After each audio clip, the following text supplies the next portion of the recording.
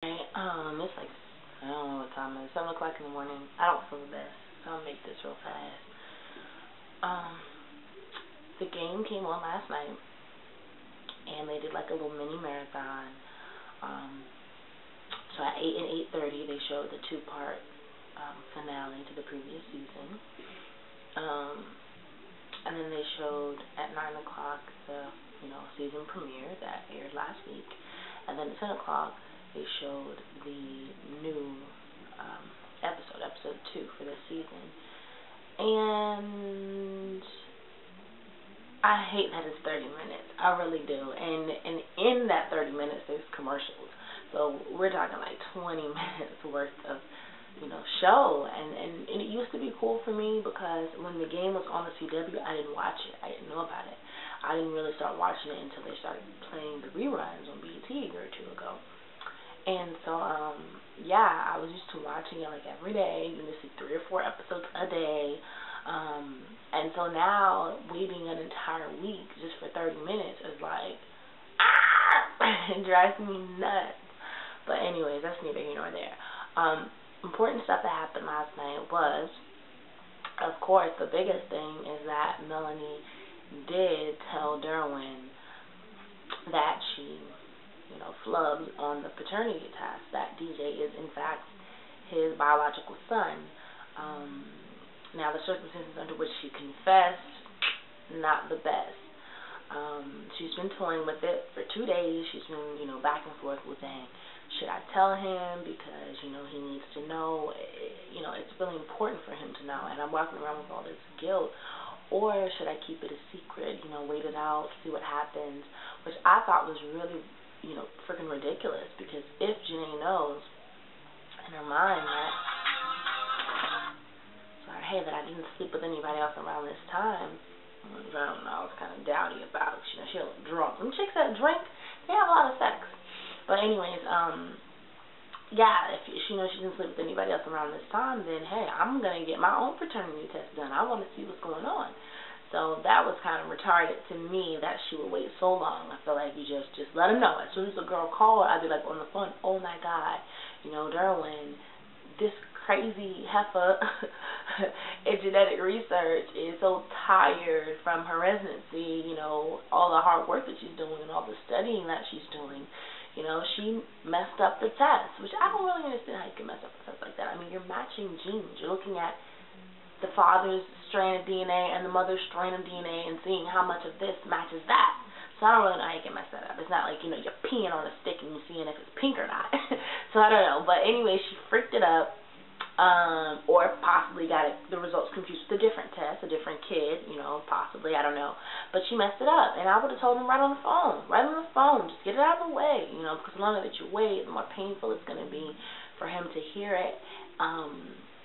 And also, the harder it's going to be for you to get the gumption to tell him.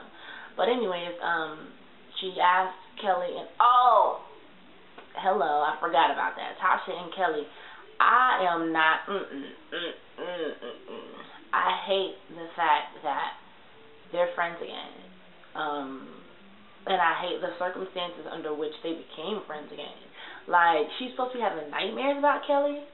What? Kelly gonna beat her down like that? And she, sprays the pepper spray in her face.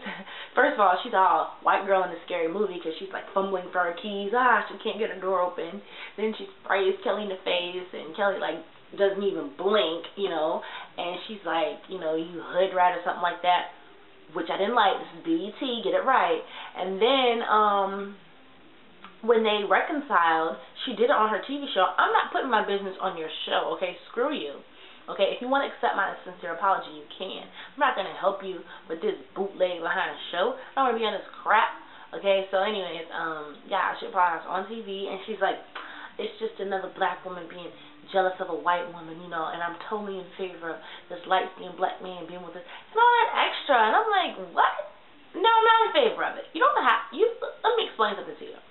You do not have to be in favor of interracial relationships. That doesn't make you racist.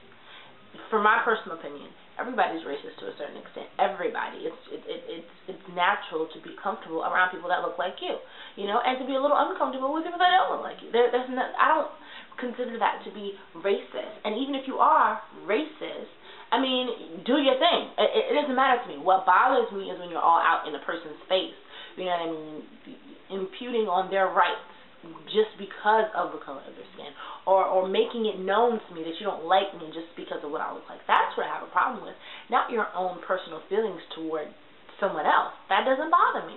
And so anyways, I thought it was retarded and kind of punkish of her to, when I know she does not like the idea of a mixed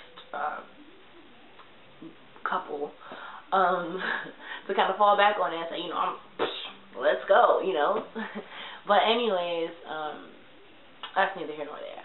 Also, and she's like, I know how emotional your people are. What? Natasha knows she wasn't supposed to let her get away with that. Not, especially not on TV, Tasha. Oh, that irked me. But what else? Yeah, that was a hot mess. And I thought it was a hot mess that they took their shirts off so the cameraman wouldn't leave. Dude, I'm not pulling my boobs out just so, I mean, to show these freaking weird middle-aged white guys my freaking boobs just so you can talk to me. Like, let's go in the bathroom, or, you know, I mean, you pull your boobs out. How about that? I'll sit next to you and you pull your boobs out. I thought that was so crazy. And, like, they were laughing at her and she's in the middle of a crisis, which, you know, they always do, which is always funny. But at the same time, it's like, dude, let her know that she needs to tell him right now. Because she waits till, which, okay, she tried to tell him. She tried to confess to him. But in every show ever written on every planet, when they're getting ready to tell something big, what does the other person say? Okay, let me go first. Dang, look, I got a lot to get off my chest right now. Let me say it before I lose my nerve. They always do that. No, let me go first.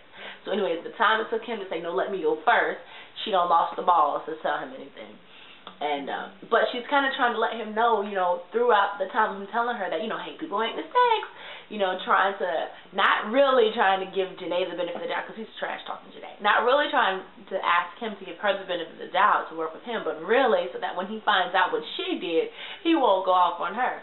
So anyway, which is a little selfish, you know, the whole act was selfish, but whatever. So she doesn't tell him until she sees Janae at the door with that what's the dude's name? Maury Povich envelope. When she sees her outside the door, that's when she takes it upon herself. That's when she whips up them balls real fast and it's like, you know, blurts it out real fast that, you know, the test was wrong. DJ is yours. And he's like, what? You know, and Janae's just like knocking on the door and he's like, dude, it's a glass door. We can see you there. So anyway, Darren's pissed off and he calls her in and you know, Melanie's sitting there like a little puppy dog. She's all scared and whatnot. And Janae comes in this mug making demands. Like, oh, you didn't believe, you know, that he was your son. And, oh, I can't have you coming over here all the time. So now I'm going to fight you for custody. You know, and the 10 grand. I'm like, 10 grand? What? That he gives her every now and then is not enough. And how, you know, she's going to take all their money, basically, is what she's saying. You know, and Derwin's all pissed. And, you know, he punched another hole in the wall and all that there. And so he goes and talks to Jason. You know, Jason is, you know, wallowing in his divorce. So, of course, he's trying to convince Derwin to get divorced, too. And Malik, wow, for a change, is the voice of reason. And he's like, you know, think about it. This doesn't even make sense. Like, why would she make up a lie about that? You know, especially knowing that it's very easy to find out. And what I've been saying, Malik told him you're a freaking professional football player. Like, the first thing you do is get a paternity test. I mean, you should just walk around with a Q-tip in your pocket, specifically for swabbing. I mean, these chicks are scandalous. And anyway, what was I going to say? Yeah, Malik is a freaking douchebag, but he was, and I thought it was weird that they didn't address, I mean, they only have 30 minutes, so they're going to work with what they got. But I did want them to at least briefly address what TT is going to do. Which in the little clip they did show you, he's going to try to give Malik his money back, the startup money that he gave him for the chicken truck.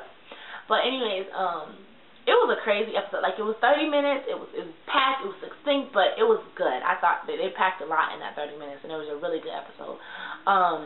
Anything I forgot? They didn't say anything about Terrence and Tasha. And I still don't know what happened with Camille, and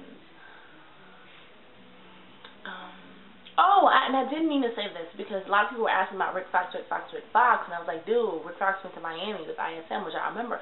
But when they re-showed that season finale, I totally forgot that he did pop back up at the wedding. And he was like, there couldn't be a wedding here without me. And at the time, I guess I kind of considered that, he was just showing up just for the wedding, even though he showed up after the wedding was over. But, yeah, that does make it kind of strange. It didn't seem like he was going to come back. So I guess that is a little weird, a little loose end. But, what else? And I like Herb. I want Herb to come back. Herb is a racist douchebag, but he's funny, okay? He's like, no, I take it back. I was about to say he's like Archie Bunker, but he cannot be like Archie Bunker, because Archie, even though he's like a racist, he has a loving, endearing quality about him. You don't love Herb, you hate him, but you laugh at him. Anyways, yeah, I don't know who Archie Bunker is. Google him. Anyway, what else? I think that is pretty much all that transpired on this episode. Oh, I know what I was going to say. What I was going to say was, yeah, Janae came, or I might be mistaken, but I can't remember her actually opening the envelope. I remember her coming over with the envelope in her hand and, like, all mad or whatever. But I don't remember her actually opening it. And I was like, well, what if she didn't actually get a paternity test? Like, what if she just got, a freaking manila envelope, or got a paternity test done, but, what if the results were that it wasn't his? She never actually showed it. Like, what if this is her bluff? They call her bluff, whatever. But, I don't know, because I was like, well, what if, the girl messed up again, and what if it really is not his kid? Like, it was so crazy. But it really wouldn't make sense, because if they already had a paternity test, and the paternity test said that he was not, for you to come over here at all would really mean that you would have to be 100% sure that he is yours, you know what I mean? And for you to take him to court, you have to have documentation that shows, hey, he is the father, But I guess maybe not if he's not contesting it. Dude, I don't know, don't ask me. But, the whole thing is really, really crazy. That's why you gotta wrap it up, people. You have to wrap it up. And I'm like, she's gonna kill him. I'm talking child support purposes. Whoa, it's gonna be so ridiculous. And the thing that bugs me about the whole thing is like that purse that she bought. Like, wow, you spending money on that. But from what I remember, her dad had money. He's like a coffee mogul or something like that. I don't know if he makes a list for the coffee or if he owns a brewery or whatever, but her dad has money, so maybe that's where the purse money came from. But I know it better not be coming out that 10 grand. But anyways, that's it. I'm excited about episode 3. I'm excited because I know TT is going to mess up Malik's whole little swirl with making good. And I meant to also say, on second look, I kind of like her shortcut. Sounds like I hated it, but I guess just because I'm not used to seeing her with short hair, I'm used to seeing her with the long, Remy hair. So, but I'm pretty sure that's her real hair. Sometimes they have 1 or 2 little pieces to make a certain area look fuller. But from my understanding, it's her real hair. Anytime you wear your real hair, I'm with it. So, yeah, I'm excited about that part. And, which reminds me, I'm going to make this, I'm going to end this because it's getting too long. But Wendy Raquel Robinson, I knew that she was natural because she came on, what's the name of that show? I can't think of it right now, but he's a cook. He was on Omarosa's show. He's a famous cook. He's a black cook that comes on our station. I can't remember if he comes on TV1. I think he comes on TV1. And he's a black chef. Very, good at what he does. And, yeah, he had Wendy Raquel. He has different guests, celebrity guests, come on. He interviews them, after he cooks or whatever, or before he cooks. And she was on there, and she wore her real hair. I didn't get to see it. My mom told me about it. Because I said, whoa, I didn't know she was natural. Because I remember the Steve Harvey show, she had the, short, relaxed look. And I know her from these other shows, like Search the Entertainer Show, and obviously The Game, where she wears a lot of weave and wigs. So I never really knew what her real hair looked like these days. And she's actually going natural. And which I knew for a few months now, almost a year now, I've known that. But I've never actually gotten to see it with my own eyes. And, she has a Saving Grace Conservatory, which is like a school in South Central LA, where they teach children to sing and act and dance. And she's, talking about the school, which has been open for over a year now. She's talking about the school, and she has her real hair out in like a 2-strand twist, and it's so long and gorgeous. And her curl pattern is actually pretty loose. I mean, it's really pretty, and it looks so healthy. And she's older. A lot a lot of women, as they get older, their hair starts to thin, and it starts to gray. I'm not sure if she dyes it or not, but if she does dye it, it's a very, very natural job. It looks like it's just the natural color of her hair, like a sandy reddish color, like just the way your hair can turn in the sun. That's the color that it looks, and it looks amazing to me, and it looks healthy, and it's gorgeous. And I wish at least once they would let her show her hair on the game. I feel like it would encourage a lot of women to embrace their natural hair.